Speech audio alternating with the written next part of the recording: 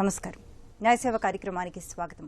ఇవాళ మన అంశం అరెస్టులు, బెయిలు, న్యాయ సహాయం. ఈ అంశంపై సలహాలు, సూచనలు అందించడానికి మనతో పాటు ఉన్నారు న్యాయసేవ అధికార సంస్థ కార్యదర్శి 1వ senior civil judge city civil court Hyderabad C Suresh గారు, అలాగే జగదీశ్వరరావు గారు, న్యాయవాది, తెలంగాణ రాష్ట్ర బార్ కౌన్సిల్ సభ్యులు.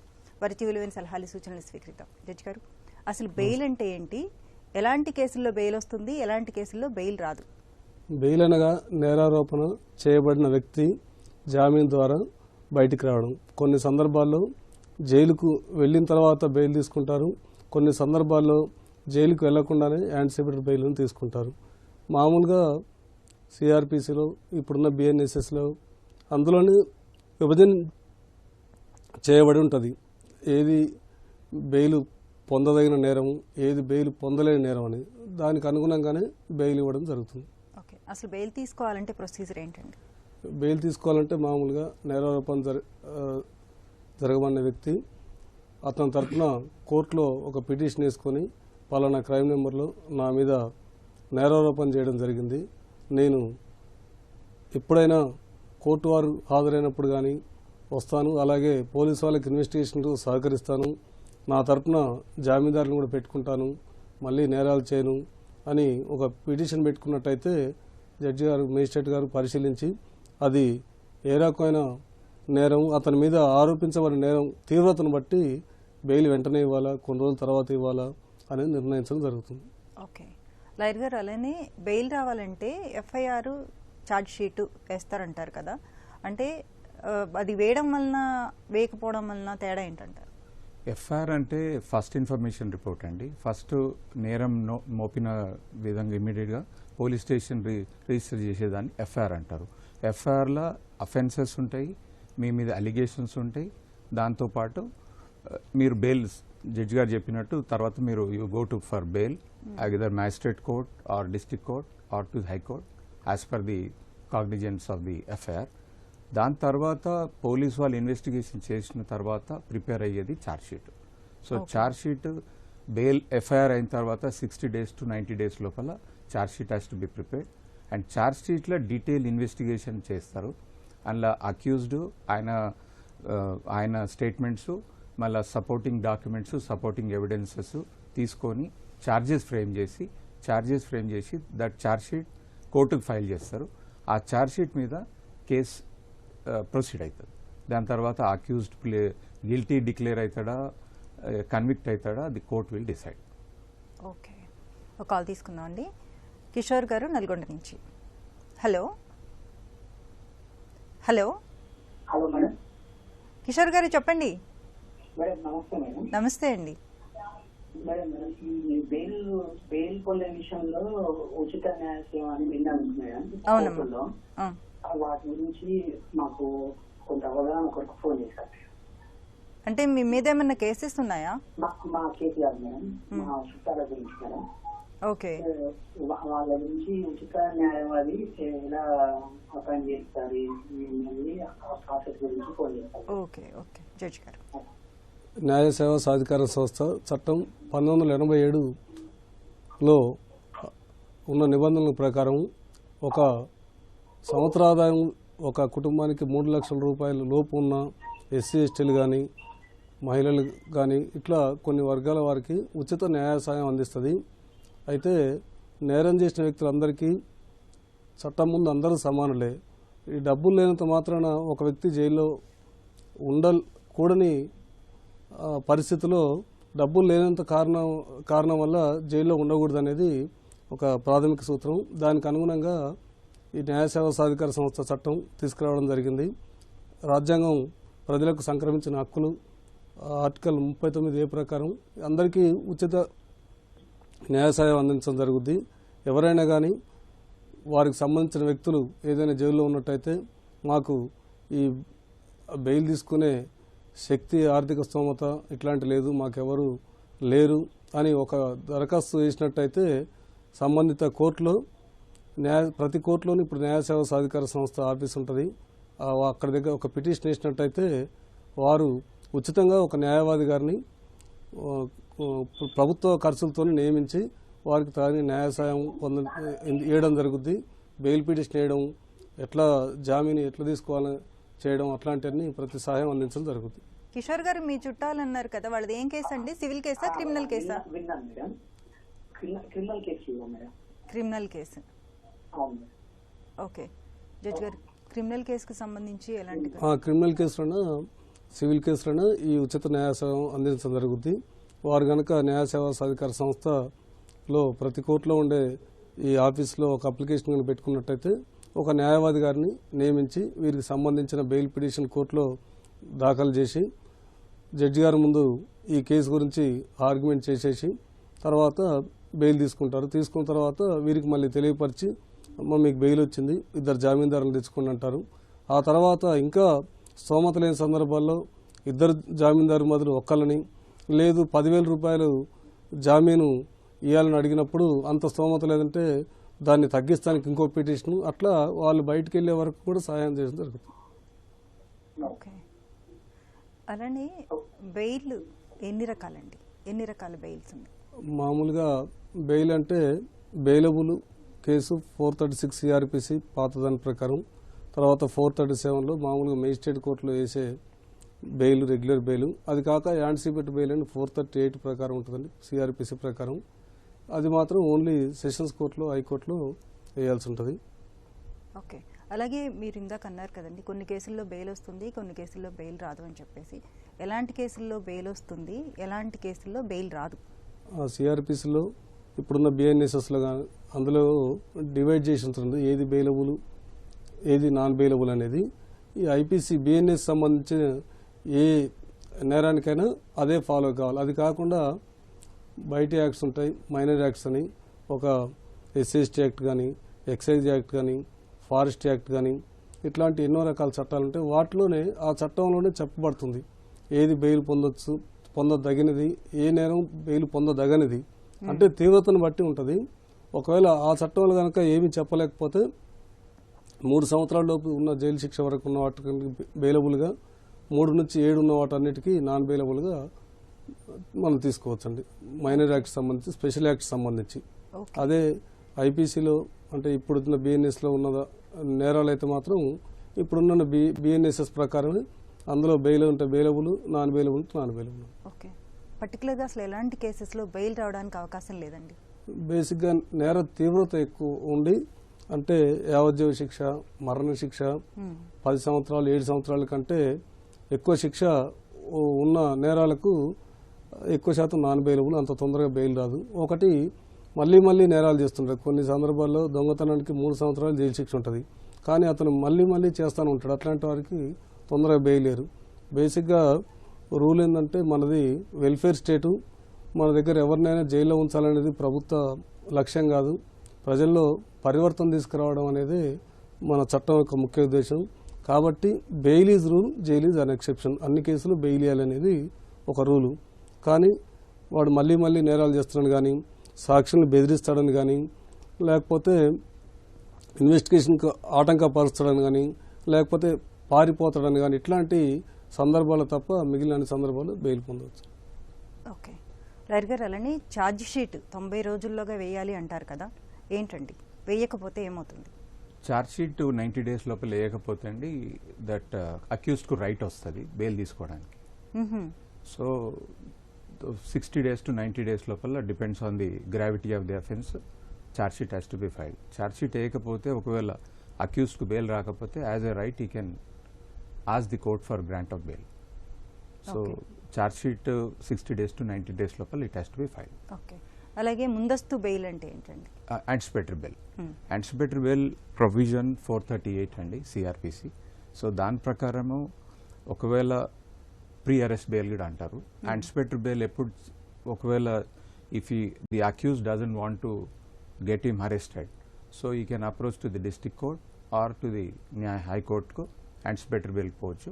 సో యాంటిసిపేటరీ బెయిల్ కోర్టులో జనరల్గా ఎట్లా పర్సూ చేస్తారంటే, ప్రైమా ఫేసీ కేసు ఉందా, FIRలో ఆ అక్యూజ్డ్ యాంటిసిపేటరీ బెయిల్కి వెళ్ళినప్పుడు there any prima facie evidence to show that నాకు ఆ నేరంతో ఎటువంటి సంబంధం లేదు, నన్ను ఫాల్స్లీ ఇంప్లికేట్ చేసిండ్రు అని ఒకవేళ చూపించగలిగితే అదొక గ్రౌండ్. ఇంకొక గ్రౌండ్ ఏంటంటే ఆయన హ్యాబిచువల్ అఫెండర్ కాకపోతే, అంతకుముందు ఆయన మీద క్రిమినల్ కేసెస్ లేకుండా ఆయన క్లీన్ చిట్ ఉండి లేతే మీ దగ్గర స్ట్రాంగ్ ఎవిడెన్స్ ఉంది నన్ను రాంగ్లీ ఇంప్లికేట్ చేసిండని ఆయన చేసే ఉద్దేశం ఆయన చేసే పని ఆ బ్యాక్గ్రౌండ్ తీసుకొని ప్రైమ్ ఫేస్ తీసుకొని కండిషనల్గా జిల్లా కోర్టు కానీ హైకోర్టు కానీ యాంటిసిపేటరీ బెయిల్ గ్రాంట్ చేస్తారు. యాంటిసిపేటరీ బెయిల్ చేసేటప్పుడు స్ట్రిక్ట్ కండిషన్స్ పెడతారు. He should not travel out of the country or his passport will be kept in the custody of the police and investigation కు total cooperate చేయాలి. ఎప్పుడు police conditions పెడితే ఆ కండిషన్లో he has to attend the police station and cooperate with the investigation agency and he has to supply all the documents. ఆ conditions తోటి anticipatory bail will be granted by the district court or the high court. If ఆ conditions ఏమైనా violate చేస్తే there is provision for cancellation of that bail. Okay.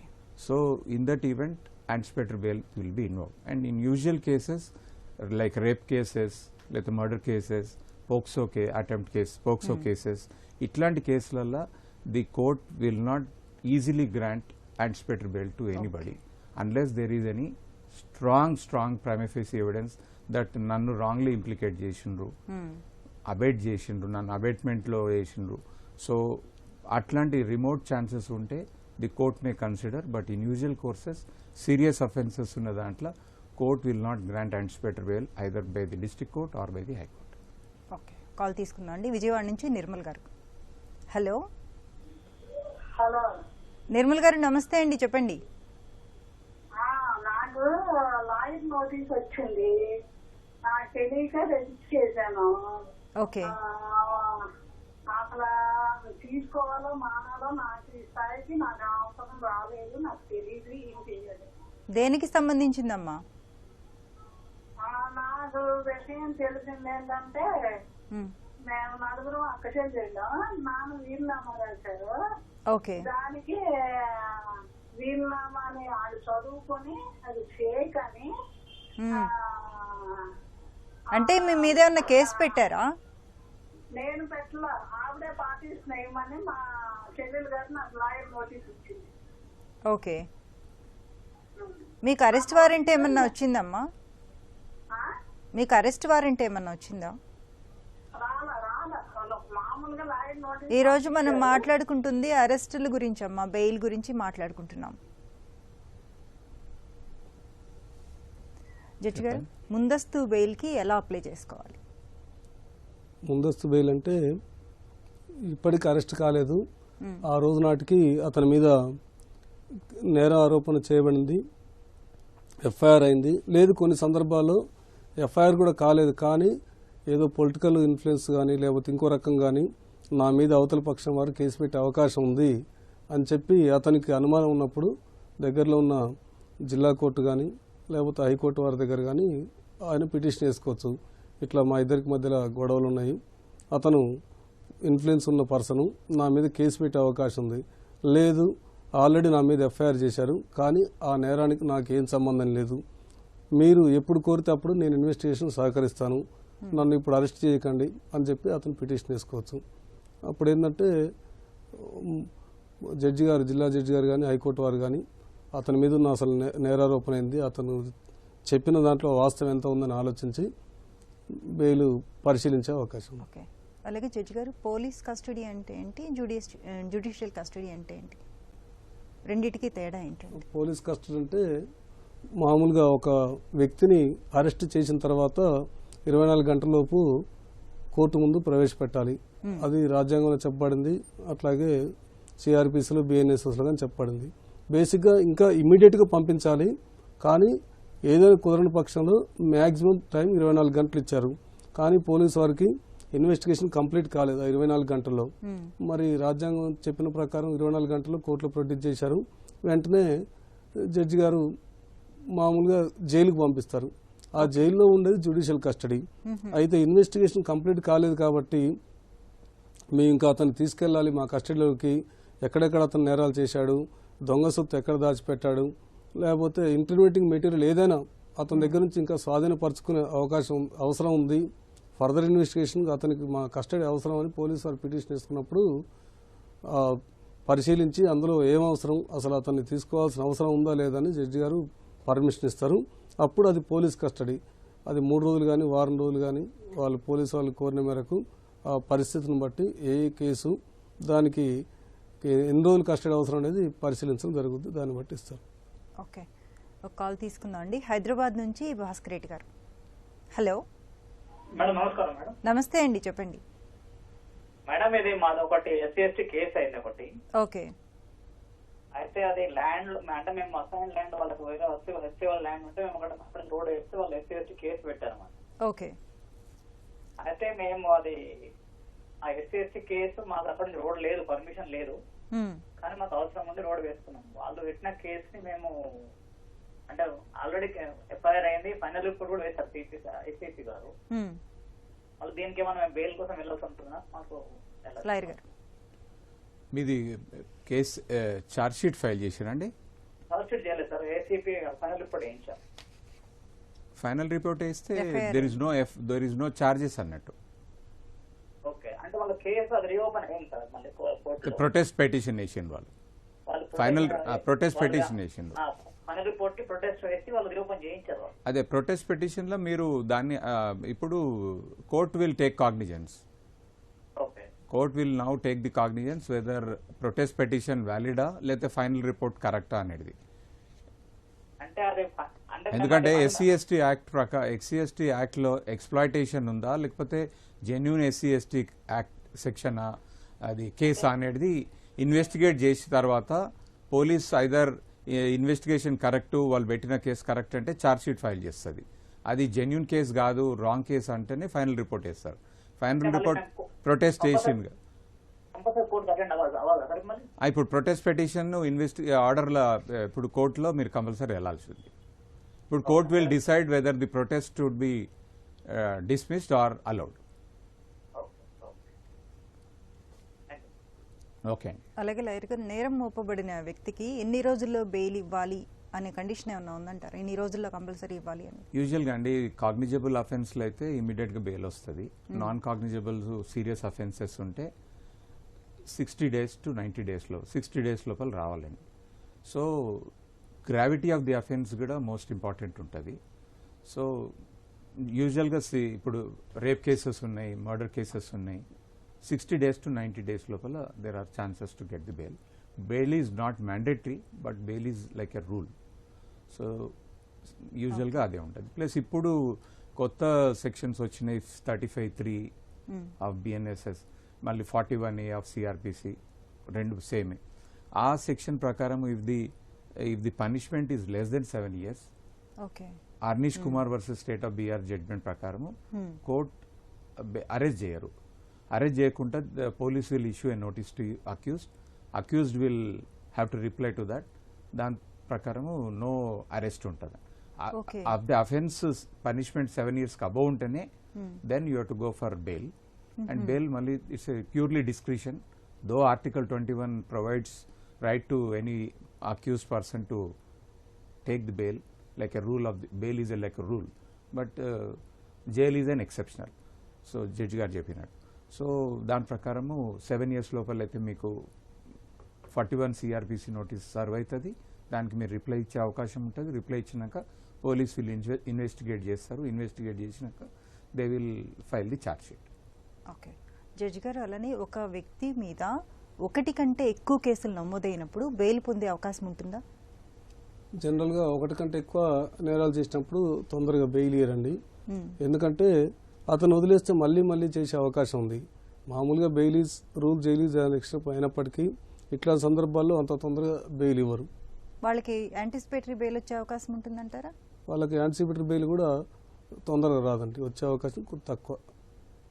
Only అన్యాయంగా నా మీద నేరం మోపబడిందని అతను రుజువు చేసుకుంటే తప్ప బెయిల్ యాంటిసిపేటరీ బెయిల్ ఇవ్వరండి. ఓకే, ఒకసారి బెయిల్ మీద బయటకు వచ్చాక మళ్ళీ మళ్ళీ నేరాలు చేస్తుంటారు కదండి, హ్యాబిచువల్ అఫెండర్స్ మళ్ళీ చేస్తుంటారు ఒకసారి బెయిల్ మీద బయటకు వచ్చిన తర్వాత. అలాంటి పరిస్థితుల్లో ఎలాంటి శిక్ష పడుతుంది? వాళ్ళకు శిక్ష ఎక్కువ ఉంటుందండి. సెక్షన్ 75 IPC ప్రకారం చాప్టర్ 12, 17కి సంబంధించిన నేరాలు, అంతకుముందు 3 ఏళ్ల కంటే ఎక్కువ శిక్ష ఉన్న నేరాలు ఒకసారి చేసి మళ్ళీ అది రుజువైన తర్వాత రెండోసారి కూడా చేసినట్టయితే అతనికి యావజ్జీవ శిక్ష వరకు కూడా విధించే అవకాశం అంత తీవ్రంగా ఉంటుంది. అంతకుముందు ఇచ్చిన బెయిల్ కూడా రద్దు అవుతుంది. అంతకుముందు ఇచ్చిన బెయిల్ కూడా అవసరమైతే రద్దు అవుతుంది. అలాగే తీవ్రమైన నేరాలు అంటే హత్యలు కావచ్చు, మానభంగాలు కావచ్చు, ఇలాంటి నేరాలు చేసిన వారికి బెయిల్ ఇచ్చిన సందర్భాలు ఉన్నాయంటారా? బెయిల్ ఇచ్చిన సందర్భాలు ఉంటాయండి. మామూలుగా మన సీనియర్ న్యాయవాది గారు చెప్పినట్టు 60 రోజుల్లో 90 రోజుల్లో ఛార్జ్షీట్ అయిన సందర్భాల్లో వాడి హక్కు, ముద్దాయికి హక్కు. అట్లా కాకుండా కొన్ని సందర్భాల్లో కూడా ఆ తర్వాత కూడా ఛార్జ్షీట్ వేసినప్పటికీ బెయిల్ ఇస్తారు. ఎందుకంటే చట్టంలో ఉన్నది ఏంటంటే ఒక వ్యక్తి నేర నిర్ధారణ అయ్యే వరకు అతని అమాయకుడిగానే భావించాలి. మరి నేర నిర్ధారణ ఎప్పుడవుతుందంటే ఎఫ్ఐఆర్ అయిన తర్వాత పోలీసు వారు అన్ని ఎఫ్ఎస్ఎల్ రిపోర్ట్లు మిగిలిన ఇన్వెస్టిగేషన్ అంతా కంప్లీట్ చేసిన తర్వాత ఛార్జ్షీట్ వేస్తారు. వేసిన తర్వాత సాక్ష్యాలు నమోదు ఉంటుంది. ఆ తర్వాత ఇదంతా ప్రాసెస్ ఉంది. ఇది అవుతానికి సంవత్సరం పట్టొచ్చు, 2 ఏళ్ళు పట్టొచ్చు, 5 ఏళ్ళు పట్టొచ్చు. మరి 5 ఏళ్ళ తర్వాత వాడిని నువ్వేం నేరం చేయలేదు పో అంటే ఇప్పుడు అప్పటిదాకా జైల్లో ఉండి వాని సమయం వృధా అయినట్టే కదా. అందుకని ఏం చేస్తారంటే సరే తాత్కాలికంగా బెయిల్ ఇస్తూ బాబు ప్రస్తుతానికైతే నేను వదిలేస్తున్నావు, కానీ నువ్వు ప్రతిసారి కోర్టుకు అటెండ్ అవ్వాలి, అట్లాగే పోలీసు వారికి ఇన్వెస్టిగేషన్ సహకరించాలి అని ఆ సందర్భాలు బెయిల్ ఇవ్వడం జరుగుతుంది. బెయిల్ ఇచ్చినంత మాత్రం అతను పూర్తిగా నేరం నుంచి విముక్తి పొందినట్టు కాదు. ఓకే, వాళ్ళ అండర్లోనే ఉన్నట్టు. ఇంకా లాయర్ గారు 498 కేసులో ఒక్కొక్కసారి అరెస్టులు చూస్తుంటాం మనం. వాళ్ళకి ఎన్ని రోజుల్లో బెయిల్ రావడానికి అవకాశం ఉంటుంది? ఇప్పుడు 498A అఫెన్స్ ఈజ్ ముఖ్యంగా భార్యాభర్తలకు సంబంధించిన డౌరీ హెరాస్మెంట్ కేసు అండి. సో డౌరీ హెరాస్మెంట్ కేసులో హస్బెండ్ అక్యూజ్ నెంబర్ 1 ఉంటాడు. తర్వాత ఆయన family members like mother, father, sisters, brothers కూడా అక్యూజ్డ్ ఉంటారు. సో ఇన్ యూజువల్ కేస్ హస్బెండ్కు బెయిల్ రావడం కొంచెం టైం పడుతుంది. But other accused like mother, sisters, brothers ఉంటారు. వాళ్ళు వాళ్ళ ఫ్యామిలీలో ఉండకుండా వేరే దగ్గర ఉండి వాళ్ళకు వీళ్ళతోటి అటాచ్మెంట్ ఉండకుండా ఉన్న పరిస్థితుల్లో వాళ్ళ ఇన్ఫ్లుయెన్స్ డౌరీ హెరాస్మెంట్ కేసు మీద ఉండదు కాబట్టి వాళ్ళకి ఈజీగా బెయిల్ వచ్చే అవకాశం ఉంటుంది. లైక్ మదర్ ఏజ్ చూడడము, ఆమె ఈ husband sun daughter in law తోటి ఉండేనా, వాళ్ళ సంసారిక జీవితంలో వీళ్ళు కూడా ఏమన్నా పార్టిసిపేట్ చేసిండ్రా, అంటే రెగ్యులర్గా ఒకటే అండర్ 1 రూఫ్ ఉన్నారా, లేకపోతే వాళ్ళ ఇన్ఫ్లుయెన్స్ తోటి కేసు రిజిస్టర్ అయిందా, వాళ్ళ కేసు దాంతో హెరాస్మెంట్ అయిందా అనేది గ్రావిటీ చూస్తారు. బట్ జనరల్గా అదర్ అక్యూజ్డ్ సిస్టర్స్, బ్రదర్స్, మదర్కు బెయిల్ రావడానికి ఛాన్సెస్ ఎక్కువ ఉంటాయి. బట్ హస్బెండ్కు ఒకవేళ మ్యారేజ్ అయిన 1-2 ఇయర్స్లోనే ఈ డౌరీ హెరాస్మెంట్ కేసు ఉంటే గ్రావిటీ మోర్ ఉంటుంది. బట్ లాంగ్ లాస్టింగ్ మ్యారేజ్ ఉంది, 10 years, 15 years, 20 years ఉన్న వైఫ్ డౌరీ హెరాస్మెంట్ కేసు చేస్తే అలా gravity of the offence will be less. So bail రావడానికి ఛాన్సెస్ ఉంటుంది. అండ్ ఇప్పుడు సమాజంలో ఏమవుతుందంటే చాలామంది దీన్ని మిస్యూజ్ కూడా చేయడం జరుగుతుంది. సో నేను ఈ ప్లాట్ఫామ్ తోటి ఒకటి ఏంటంటే don't misuse the section, please try to solve the problem. ఎందుకంటే సొసైటీలో ఇద్దరి మీద కలిసి ఉంటే బాగుంటుంది. ఆఫ్టర్ ప్రొలాంగ్డ్ ఫ్యామిలీ ఉన్నాక ఈ ఇన్వోక్ చేయడం 498A SC ST చేయడము it is not a healthy sign for the society. So I advise all youngsters and everybody not to invoke 498A easily. And if really case ఉందనుకోండి you can make an application. And ఈ 498 case కూడా direct police వాళ్ళు direct register చేస్తలేరండి. Women protection సెల్లో husband పిలవడం జరుగుతుంది, reconcile అయ్యడానికి అవకాశం ఇస్తుండ్రు. వాళ్ళ స్టేట్మెంట్ వీళ్ళ స్టేట్మెంట్ మరీ తీసుకుంటుండ్రు. తీసుకొని వాళ్ళు ఇన్వెస్టిగేట్ చేసి ఇది జెన్యూన్ 498A కేసా, జెన్యూన్ డౌరీ హెరాస్మెంట్ కేసా అనేది ఇన్వెస్టిగేట్ చేసినాకనే ఎఫ్ఐఆర్ రిజిస్టర్ చేస్తారు. ఓకే, మరో కాల్ తీసుకుందాం అండి. వెంకటరమణ గారు నెల్లూరు నుంచి. హలో హలో వెంకటరమణ మేడం, నా పేరు. చెప్పండి. నమస్తే అండి మేడం. నాకు చిన్న సందేహం మేడం. మేడం, ఒక చిన్న యాక్సిడెంటల్ కేసులో ఒక మా రిలేటివ్ ను పోలీసు వాళ్ళు అరెస్ట్ చేస్తున్నారు మేడం. ఓకే, అది స్టేషన్ బెయిల్ ఇస్తాం రండి అన్నారు. అంటే వాళ్ళు తర్వాత మీరు కోర్టు పోయి తెచ్చుకోవాల్సి వస్తుంది అంటారు మేడం. ఇప్పుడు దాంట్లో చిన్న ఒక ఫ్రాక్చర్ జరిగింది అబ్బాయికి. దానికి ఏ విధంగా బెయిల్ తెచ్చుకోవాలి అది మీరు డీటెయిల్ గా కొంచెం చర్చిస్తారు మేడం. స్టేషన్ బెయిల్ ఇస్తామని ఇవ్వట్లేదా అండి ఇప్పుడు? లేదు, కోర్టు పోయి తెచ్చుకోమన్నారు మేడం. ఓకే జడ్జి గారు, ఇది ఓన్లీ ఫ్రాక్చర్ అయిందన్నారు కాబట్టి అది నేర తీవ్రత తక్కువ ఉన్న నేరమేనండి. మామూలుగా బెయిలబుల్ కేసులో కింద వచ్చేస్తుంది. డైరెక్ట్ కోర్టుకు వెళ్ళిపోయి పిటిషన్ పెట్టుకున్నట్టయితే జడ్జి గారు పరిశీలించి ఇవ్వడం జరుగుతుంది. దానికి న్యాయవాదిని పెట్టుకుంటే వారు సలహా చెప్తారు. లేదు న్యాయవాదిని పెట్టుకోలేని స్తోమత లేని పరిస్థితి ఉంటే ఆ కోర్టులో ఉన్న న్యాయ సేవా సాధికార సంస్థను ఆశ్రయించే వాళ్ళు ఒక న్యాయవాదిని పెడతారు, బెయిల్ ఇప్పిస్తారు. ఇది నేర తీవ్రత తక్కువ ఉన్న కేసు, వెంటనే బెయిల్ వస్తుంది. ఓకే, అలాగే జడ్జి గారు జైల్లో ఉన్న ఖైదీలకి ఎలాంటి హక్కులు ఉంటాయి? జైల్లో ఉన్న ఖైదీలకు కూడా మామూలుగా అందరికీ బయట ఉన్న వ్యక్తులకు ఉన్నట్టే అన్ని హక్కులు ఉంటాయండి. అయితే వారికి ఇమీడియట్గా ఏంటంటే న్యాయ సహాయం, బెయిల్ పొందే సహాయం, హెల్త్ గ్రౌండ్స్ మీద ఏ రకమైన ఇబ్బంది ఉన్నా కానీ వెంటనే వారికి ఆరోగ్యపరమైన ట్రీట్మెంట్ ఇప్పించడం జరుగుద్ది. అట్లాగే వారానికి 2 సార్లు 10 నిమిషాలు వాళ్ళ బంధువులతోని ఫోన్ మాట్లాడుకునే సౌకర్యం అట్లా మన దగ్గర వేయడం జరిగింది. ఇంకా కొన్ని దేశాల్లో, కొన్ని రాష్ట్రాల్లో ఇంకా ఎక్స్ట్రా కూడా ఉంది. ఉదాహరణ జైపూర్ దగ్గరలో ఒక జైలు ఉంటుంది, దాంట్లో ఫ్యామిలీ కూడా ఉండొచ్చు అక్కడ జైలు. అదేంటంటే అక్కడ ఉన్న పరిస్థితిని బట్టి, ఆ నేర తీవ్రతను బట్టి, ఉన్న అక్కడున్న చట్టాలను బట్టి ఉంటుందండి. వాళ్ళకు కూడా అన్ని హక్కులు ఉంటాయి, ప్రతి హక్కు ఉంటుంది. వాళ్ళకి భోజనం పెట్టే దాంట్లో కూడా మెనూ ఉంటుందండి. మెనూ ప్రకారం ఫాలో కావాలి. ఒకరోజు చికెన్ పెట్టడం, ఒకరోజు మటను, ఎగ్ అని అట్లా రకరకాలు ఉంటుంది మెనూ. అది కూడా ప్రతిదీ వారికి ఏ రకమైన లోటు ఉండదు, బయట ఉన్న వ్యక్తులకు ఉన్నట్టే ఉంటుంది. ఇంకా కొన్ని సందర్భాలు ఏమైందంటే ఈ నార్త్ ఇండియన్స్ నుంచి మన దగ్గరికి వస్తారు, ఈ గంజాయి కేసులు ఇరుక్కుంటారు. వాళ్ళు అంటారు, సార్ మేము అన్నం తినలేము, నాకు చపాతీ కావాలంటారు. అట్లాంటి వాళ్ళకు చపాతీలు కూడా ప్రొవైడ్ చేయడం జరుగుతుంది. అట్లా వారి అన్ని రకాలుగా సహాయ సహకారాలు వాళ్ళకి అందుతాయి. అట్లాగే జైల్లో, ప్రతి జైల్లో ఒక పారాలీగల్ వాలంటీర్ ఉంటాడు. ఎప్పటికప్పుడు వారికి తెలియజేస్తుంటాడు, బాబు నువ్వు బెయిల్ పిటిషన్ ఈరోజు వేసాము, రేపు హీరింగ్ ఉంది, ఎల్లుండి ఆర్డర్స్కి ఉంది, అట్లా ప్రతిదీ వాళ్ళకి తెలియపరుస్తాడు. అందరికీ బయట ఉన్న వ్యక్తులకి ఏ హక్కులు ఉన్నాయి, ప్రతిదీ ఉన్నాయి. ఓకే, అలాగే లాయర్ గారు ముందస్తు బెయిల్ని రద్దు చేసుకోవాలంటే, అంటే ఆపోజిషన్ పార్టీ వాళ్ళు రద్దుకి అప్లై చేసుకుంటే ఎలా ఉంటుంది, అంటే ఎలా చేసుకోవాలి? అదండి ఇంతకుముందు చెప్పినట్టు యాంటిసిపేటరీ బెయిల్ గ్రాంట్ చేసేటప్పుడు జిల్లా జడ్జి కానీ హైకోర్టు జడ్జి కానీ ప్రీ కండిషన్ కంపల్సరీ పెడతారండి. Like sureties, sufficient sureties and their appearance before the police station every week or every day depend on the gravity. And వాళ్ళ పాస్పోర్ట్ కూడా తీసుకోవడం జరుగుతుంది. ఆ షూరిటీస్ కూడా స్ట్రిక్ట్ వార్నింగ్ ఇవ్వడం ఉంటుంది. సో ఇవన్నీ కండిషన్స్ చేసినాకనే యాంటిసిపేటరీ బెయిల్ గ్రాంట్ చేస్తారు. In spite of granting anticipatory bail, in spite of imposing conditions, ఒకవేళ అక్యూజ్డ్ ఒకవేళ విట్నెసెస్ తోటి ట్యాంపర్ చేయడం కానీ, ఇన్క్రిమేటింగ్ ఎవిడెన్స్ను ట్యాంపర్ చేయడం కానీ, కండిషన్స్ బెయిల్ను వైలేట్ చేయడం కానీ అయితే police through public prosecutor they will file an application before same court. Call తీసుకుందండి, మళ్ళీ కంటిన్యూ చేద్దాం. హలో సీతమ్మ గారు, నమస్తే అండి, చెప్పండి. ఏం లేదు మేడం, మర్డర్ చేసిన వాళ్ళకి 4 బెయిల్ వస్తుంది అనేది అడుగుతున్నాం. మర్డర్ చేసిన వాళ్ళకి బెయిల్ వస్తుందా రాదా అని మీ డౌట్, అంతేనా అమ్మా? ఎన్ని రోజుల్లో వస్తుందనా? ఎన్ని రోజుల్లో?